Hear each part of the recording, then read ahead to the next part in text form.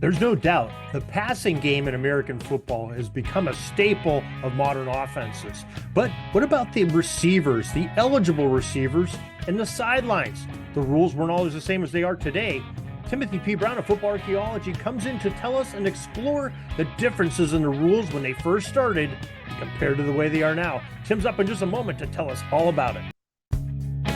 This is the Pigskin Daily History Dispatch, a podcast that covers the anniversaries of American football events throughout history.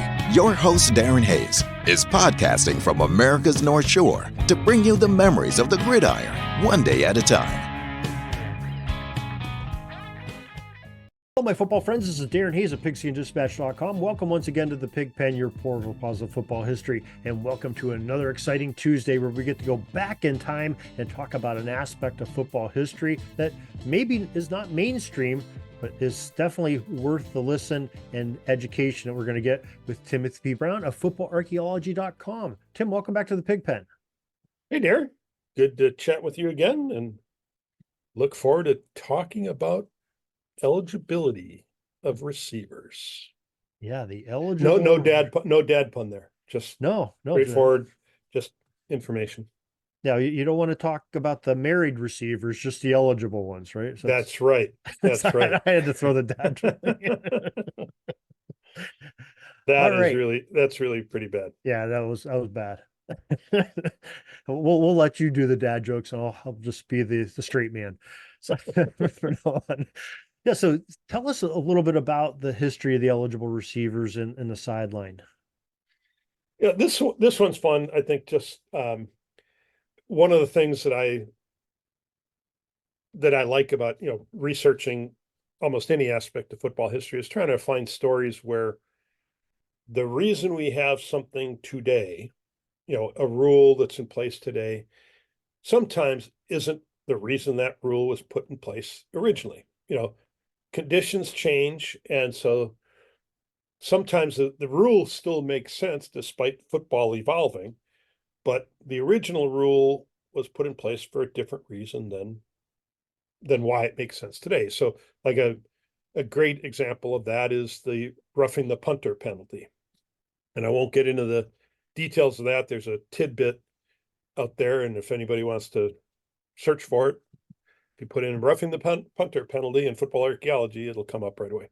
Sounds like a future episode to talk to you about. Well, I'm surprised we haven't already, but yeah, anyways, I don't think we have. Maybe we did. So, but that's one where, that penalty was put in place. It was actually called roughing the fullback originally.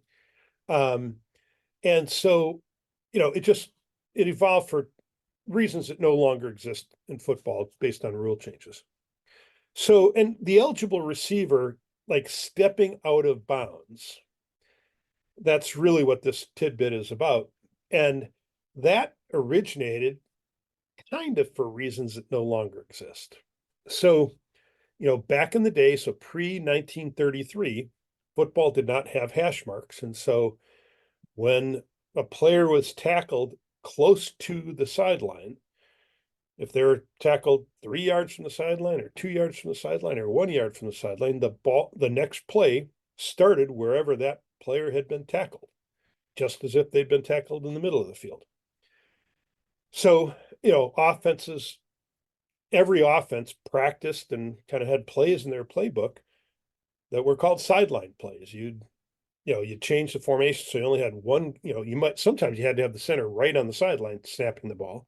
Other times you might be able to fit the guard, the tackle, or the end in there. So one of the things that would happen is that if it was, say, 4 or 5 yards from the line of scrimmage or from the sideline, you might be able to put your whole, right side of the line of scrimmage or of your offensive line in place, inside the boundary.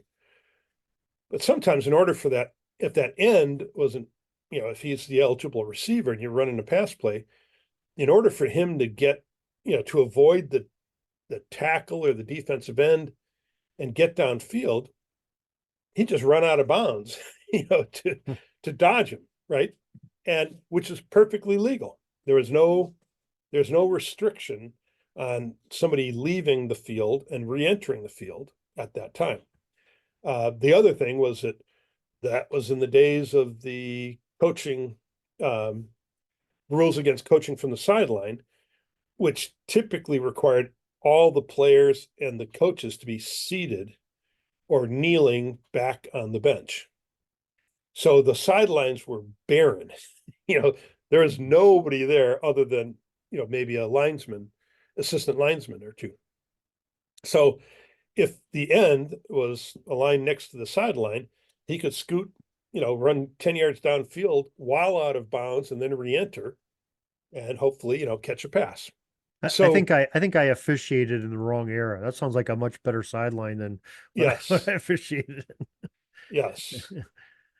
Um, so anyways, so these guys could re-enter, so if you went out of bounds, you could re-enter, nothing against doing so. But then, you know, then they decided, okay, well, these guys are going out of bounds. I mean, they could have gone 10 yards outside of bounds and then re-entered. So in 24, they made a rule change and they said, okay, um, if an eligible receiver goes out of bounds, he's no longer eligible to catch a pass. And then, and that stayed in place until 1978. And at that point, they said, okay, if he goes out of bounds on his own accord, then he's not eligible. But if a defender pushes him out of bounds or forces him out of bounds, then he can re-enter and be an eligible receiver. So so that's kind of The other catch that he had to return immediately. If he got pushed out of bounds, he couldn't run down to 5-10 yards like you said. He had to try to get back on the field as soon as he could. Yeah. Yeah. So so it's just one of those things where the original reason for putting this rule in place was because of these sideline plays. And then, once he had the hash marks, then okay, that reason goes away. But the underlying rationale still made sense. So they left it in place until making a modification, basically 50 years later. So, it's just kind of goofy how some of those rules come into play and, what the original reason, was for them. Yeah, that is interesting. Now, I'm not sure what they do in college and the professional level, but I know high school, that instance now where a receiver, when they go out of bounds on their own and they come back in, it goes under the substitution rule. It's an illegal substitution when they come back in, which is kind of interesting during live ball action. Because they're a player where when they're one of the 11 that are inside the numbers, at the ready for play, and they break huddle and go wherever they'd like to on their side of the ball.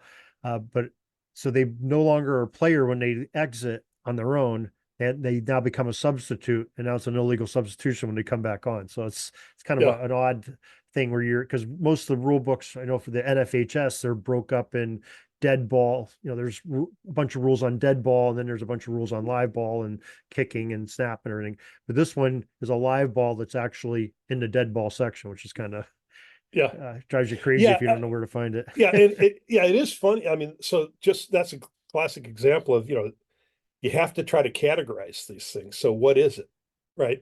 And I can't think of the examples right now, but there are other situations where like the logic. I mean, it's kind of like I've never been a lawyer, but I imagine some of these things. When you're making the rules and trying to classify them and categorize them, you're trying to find what's the fundamental logic behind this rule, and sometimes that changes over time, as we've seen. But so you kind of classify things based on the logic, which may not be apparent to somebody who doesn't really know the rules inside and out, like an official would. Yeah, it's right up there on par if you have somebody, let's say somebody punches a player and it's during live ball. Well, that is a personal foul.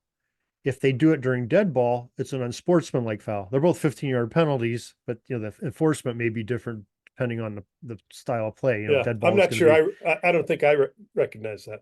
Yeah, so you have but that's why there's two different signals, one for unsportsmanlike, one for personal foul. Personals are always live ball fouls, unsportsmanlikes are dead ball fouls.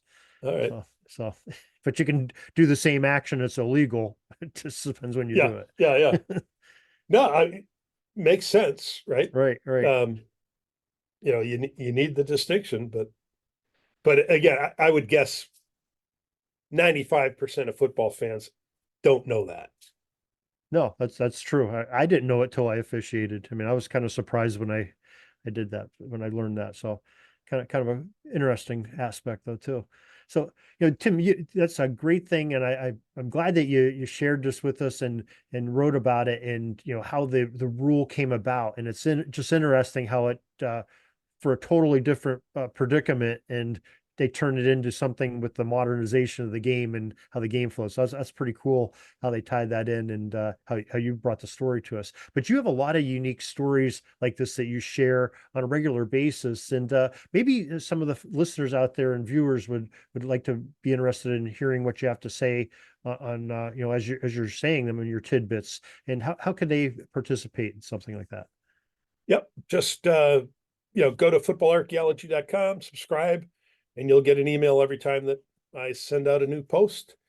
You can also follow me on Twitter, Substack, or the Substack app, or on Threads, or just go to the site, whenever it suits your fancy. Okay. Hopefully very often. Yeah. And folks, it's Tim said in a segment we had last week, keep watching the social media and footballarchaeology.com for his new book coming out on the history of the football. It's can be a great read, and something I'm sure you'll all want on your bookshelf.